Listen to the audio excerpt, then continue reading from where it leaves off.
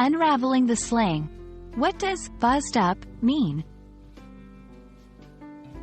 Hello, and welcome to another episode of our English language learning series. Today, we're going to dive into the meaning of a phrase that might have buzzed past you in conversations.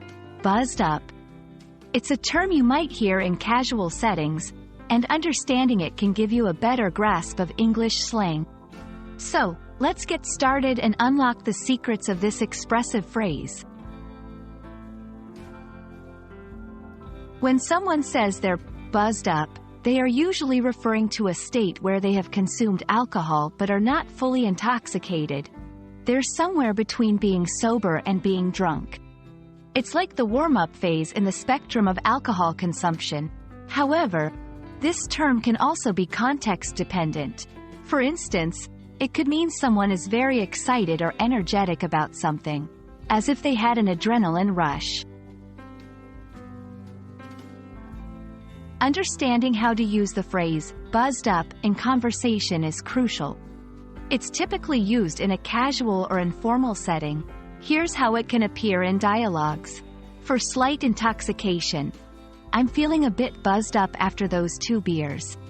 For excitement or energy, the crowd was really buzzed up when the concert started.